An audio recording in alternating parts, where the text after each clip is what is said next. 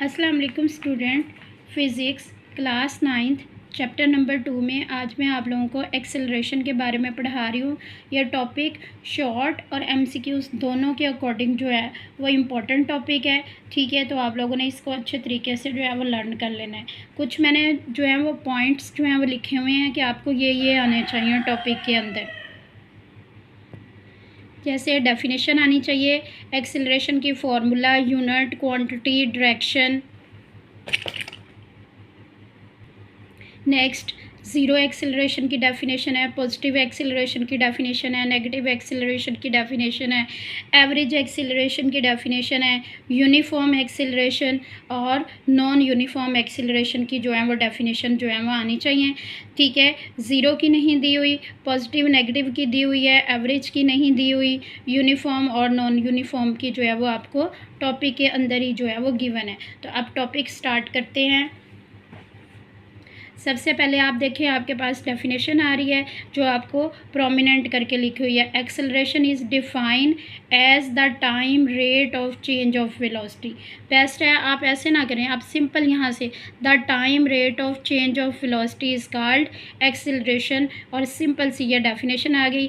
It is represented by a, और a किसके equal आ जाएगा आपके पास, a equal to V F minus we i divided by time. और उसके बाद आप अगर शॉर्ट ही प्रिपेयर कर रहे हो तो ये क्या आ जाएगा, वेक्टर क्वांटिटी आ जाएगी। ठीक है, और आपके पास इसका यूनिट जो आ जाएगा वो मीटर पर सेकंड स्क्वायर जो है वो एक्सेलरेशन का यूनिट आ जाएगा। अच्छा सा शॉर्ट जो है वो प्रिपेयर हो गया। ठीक है, उसके बाद देखें ऊपर वाला पैराग्राफ एग्जाम्पल आ गई। ठीक है, whenever the velocity of an object is increasing, और यहाँ पे आप और decreasing, we say that the object is accelerating. ठीक है, कि जब भी वेलोसिटी इंक्रीज़ हो रही होगी या डिक्रीज़ हो रही होगी तो हम कह सकते हैं कि ऑब्जेक्ट क्या कर रहा है, एक्सेलरेट जो है वो कर रहा है। ये एग्जांपल आ गई, when a car overtakes another one, it accelerates to great velocity. In contrary यानी कि इसके उल्ट भी, so that the velocity decreases when brakes are applied to slow down a car. In both cases, a change in velocity occurs acceleration.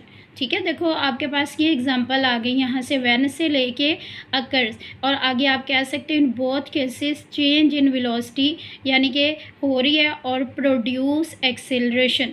ठीक है, which produce acceleration, जो कि acceleration produce करती है। हमें पता है जब भी वेलोसिटी में चेंज आता है तो उससे क्या होता है, एक्सेलरेशन जो है वो प्रोड्यूस होता है।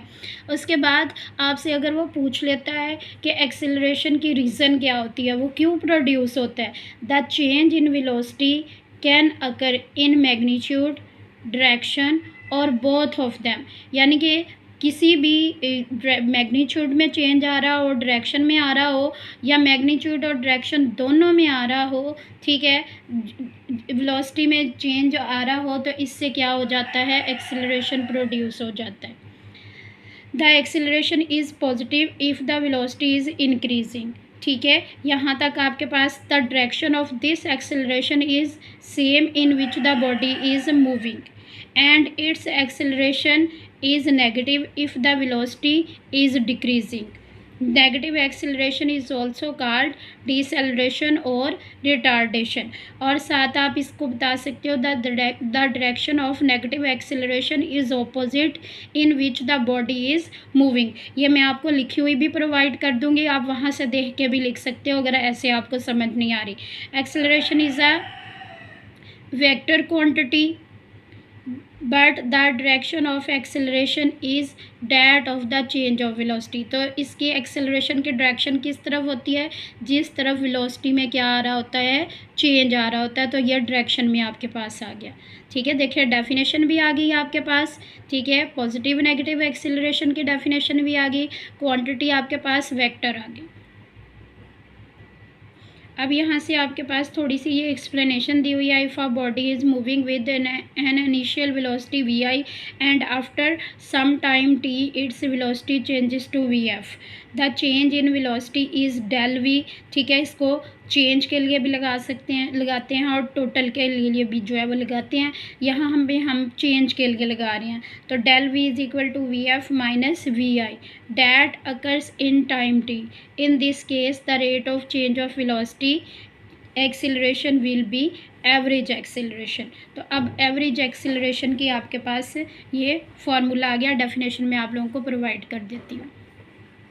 तो ये आपके पास average acceleration equal to total, ठीक है, total change in velocity over क्या आ जाएगा, divided by total time taken. अगर आपने एक्सेलरेशन के लिए फार्मूला लगाना है तो आप एवरेज का वर्ड ना लगाना, सिर्फ acceleration is equal to change in velocity divided by time taken आ जाएगा। यहाँ पे भी एवरेज का ना लगाना, तो a equal to V F minus we i divided by क्या आ जाएगा, टाइम आ जाएगा, ठीक है। और अगर एवरेज के लिए लगाना है तो फिर ये इसी तरह जो है वो आपने फार्मूला जो है वो लिख देना है। तो एवरेज के लिए ए वी शॉर्ट फॉर्म और इक्वल क्या आ जाएगा आपके पास, डेल वी ओवर टी, यानी ये वाली फॉर्म भी लिखी जा सकती है और ये वाली फॉर्म भी लिखी जा सकती है। एसआई यूनिट जो है वो मीटर पर सेकंड स्क्वायर है। इफ़ एक्सेलरेशन इज़ कांस्टेंट, ठीक है, देन वो कह रहा है equation can be written as, तो v f is equal to क्या आ जाता है, v i plus a t, यानी कि ये वाली इस वाली इक्वेशन को, तो ए ये उसके साथ जाके मल्टीप्लाई हो जाएगा और वी आई उधर जाके क्या होगा, ऐड हो जाएगा, तो ऐसे लिख सकते हैं।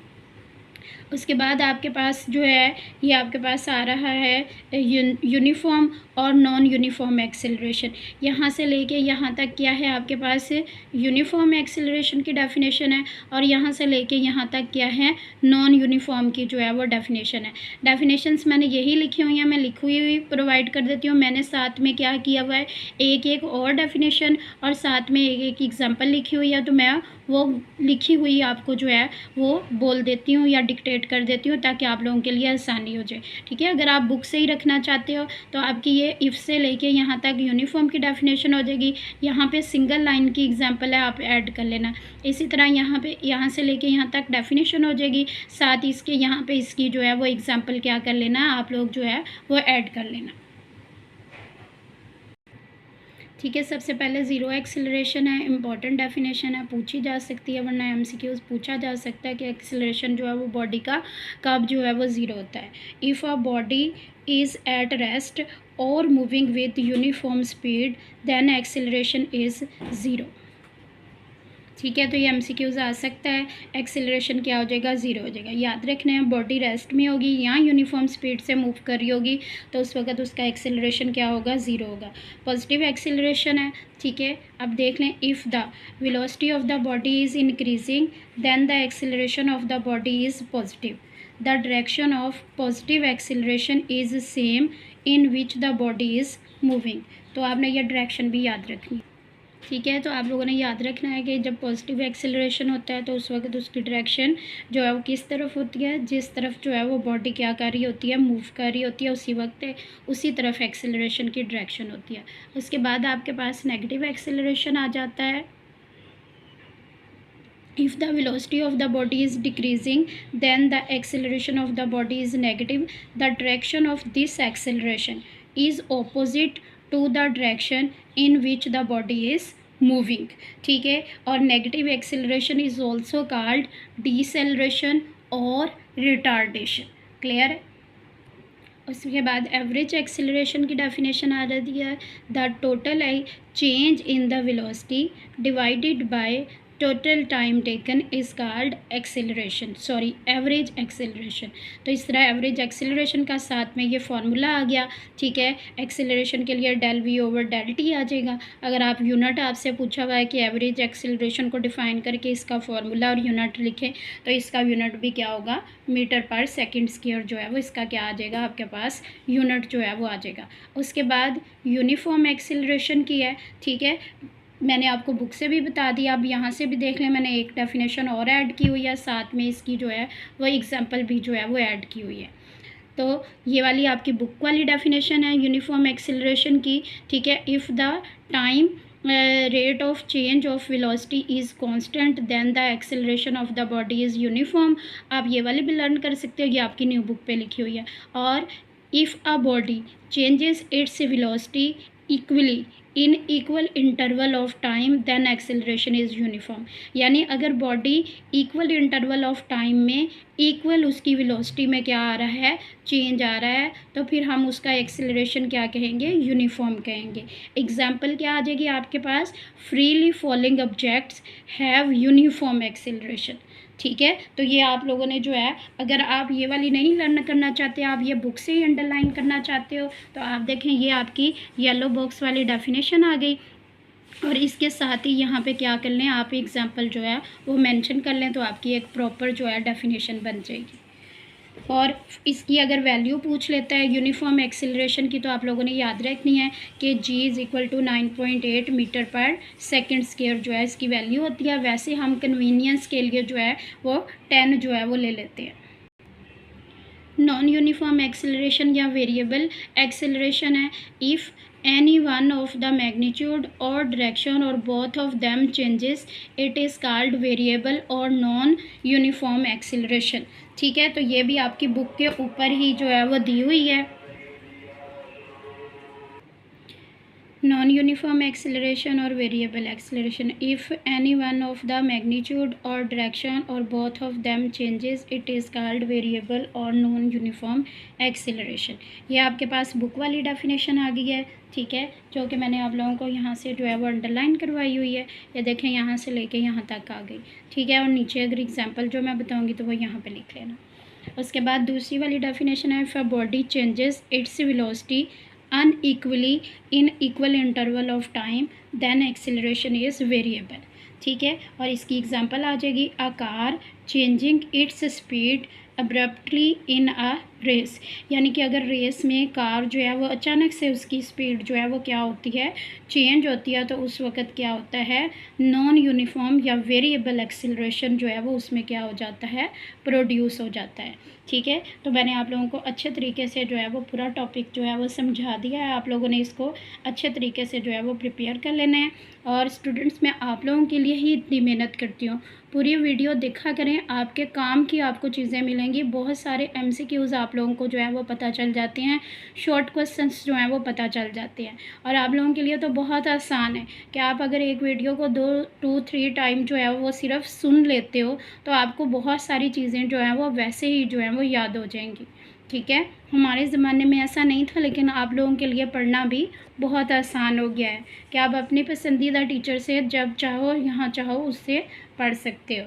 तो लिहाजा आप लोग जो है वीडियो को लाइक, शेयर और चैनल को जो है सब्सक्राइब जो है वो कर दिया करें। ओके स्टूडेंट्स, अल्लाह हाफिज़।